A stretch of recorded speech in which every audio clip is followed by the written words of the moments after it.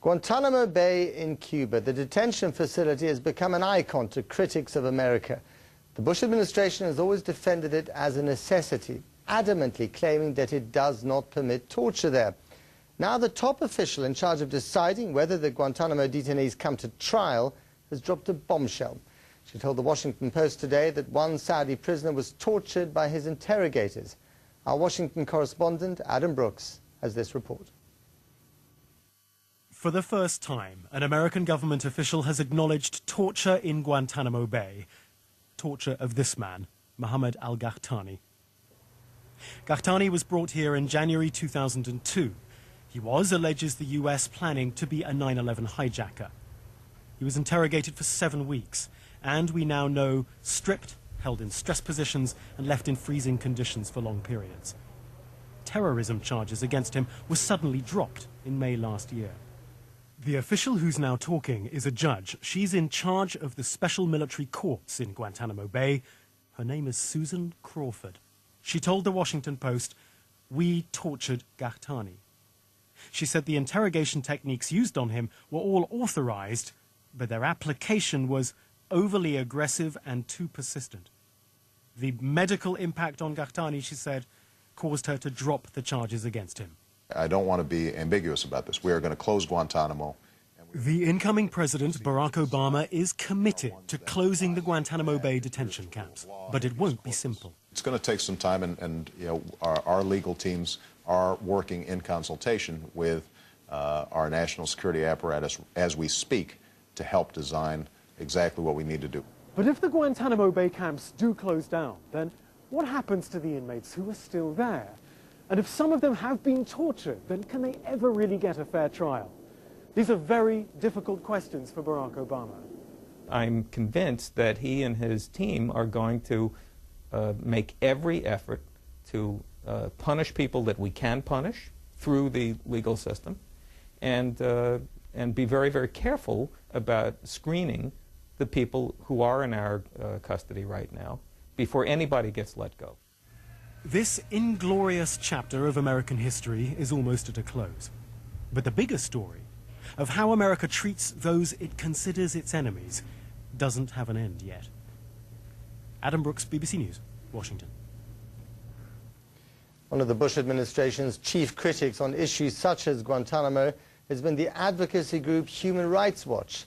Today, in issuing their 2009 report, they urged a new chapter under Barack Obama and said the future president should put human rights at the center of US foreign, domestic and security policy. Well, earlier today I discussed the report's findings with the organization's chief executive director, Ken Roth. Ken, thanks for coming in. Guantanamo Bay obviously has been in the news a lot this week. Barack Obama has declared that he would shut this place down, although it might take him a year.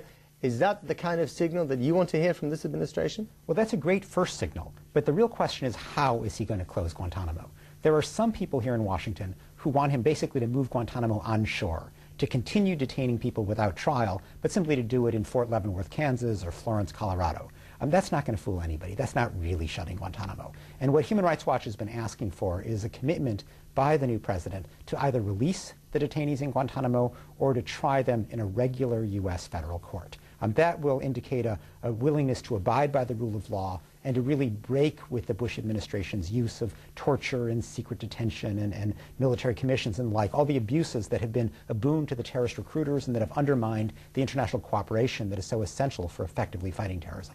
And in what other ways are you hoping that the Obama administration will be different to the Bush administration? Well, one thing we're looking for is a real signal that it's going to rejoin the community of nations and abide by the rule of law. The Bush administration had this exceptionalist approach to international affairs. You know, the rule of law was good for the other guy, but not for the United States. We want President-elect Obama to signal very early on. We want him to re-sign the International Criminal Court Treaty. We want him to urge the U.S. or have the U.S. seek candidacy for the new UN Human Rights Council, and we'd like to see him ratify a number of the outstanding human rights treaties, the ones on landmines or the new one on cluster munitions, the ones on women's and children's rights that have been lingering for years. Who's to say that the Obama administration won't do what the Bush administration did if, heaven forfend, there was another 9/11? Well, one of the things we'd like to see happen is a truth commission established? Because it's not enough for President Obama to say, oh, you know, I'm going to turn a page on the Bush administration. Just ending the practices isn't enough. There's a real need for a formal repudiation. And the truth commission, like in South Africa after apartheid? Well, different from that, because the South African one was in lieu of prosecution. We would like to see a truth commission as step one toward prosecution, because but Obama's already said he's not going to do that, hasn't he? Well, what he has said is that if there is evidence of criminality, he will let prosecutors pursue it. But the question is, how are you going to find the evidence? And we'd like to have a nonpartisan commission look at what exactly happened, who was responsible, and who should be prosecuted, and then finally, what steps should be taken so that this ugly chapter in American history is never repeated. Now, talking about countries outside the United States, who are, in your report this year, who are the really bad players and who are the good players? Who's improving, who's getting worse? Well, what we focused on this year is a trend that we've noticed, that if you look at multilateral fora like the United Nations, the governments these days that have the most outspoken, vigorous, creative diplomacy on human rights are the bad guys. They're people like Egypt, Algeria, Pakistan, South Africa, Russia, China. These are governments that are trying to prevent the enforcement of human rights. And they're getting cleverer at using their diplomacy to do that. Well, what they've done is they've filled a void, because the United States has just exempted itself because it can't overcome the hypocrisy factor of the Bush administration's human rights record. The European Union is so busy achieving a consensus among its 27 that it's exhausted by the time it gets done and has no time for real diplomacy to build a global coalition. So in that void, the bad guys are taking over. And we're calling on the Obama administration to really lead a new engagement with the international community, because there is a global pro-human rights coalition to be crafted, but you need somebody taking charge and building it. We have to leave it there. Ken Roth, thanks very much for coming in. Thank you. It's 8 p.m. in Hong Kong, midday here in London, and 7 a.m. in Washington, where Barack Obama is embarking on his first morning as the President of the United States. He's already made a mark by asking for the military trials of terrorism suspects at the Guantanamo Bay detention center to be suspended for 120 days. The request will be heard by judges later today. But that's just one of the problems in the new president's in-tray. He's thought to be meeting economic advisors and military chiefs today, which gives you some ideas of his priorities. All that after a historic day and an evening of partying. We'll take a thorough look at Obama's presidency throughout this programme. But first, Humphrey Hawksley on day one of the Obama era. Guantanamo Bay, a defining issue of American values and the one first tackled by the new American president. As Washington celebrated, Barack Obama issued an order asking judges to suspend the military trials there, including the one of this man, Khalid Sheikh Mohammed, the alleged mastermind of the September 11th attacks, and 4 accomplices.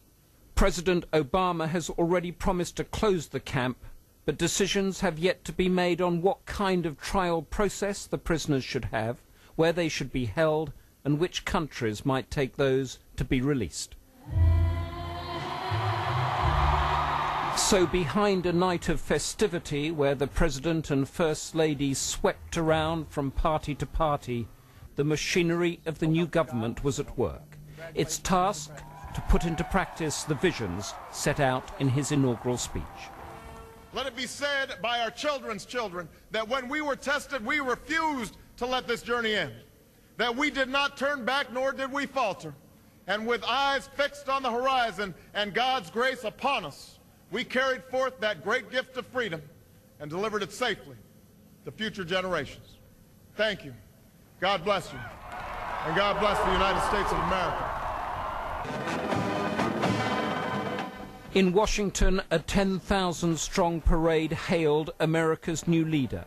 Today, he begins the task of shaping his presidency.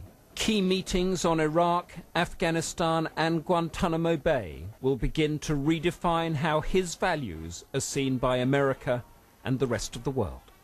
Humphrey Hawksley, BBC News.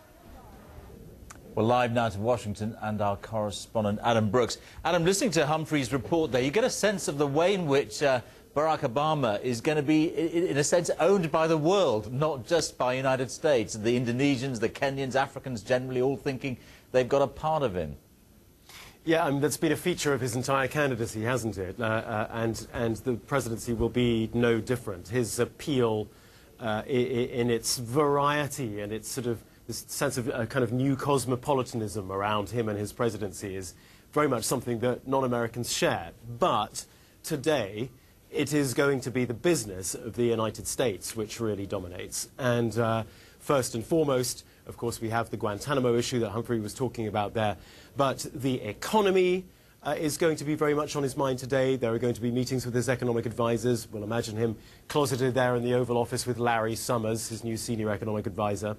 And then, of course, he'll be talking to General Petraeus later in the day about the wars in Iraq and Afghanistan and much else, we assume. So those will be the priorities, and they will be very American priorities.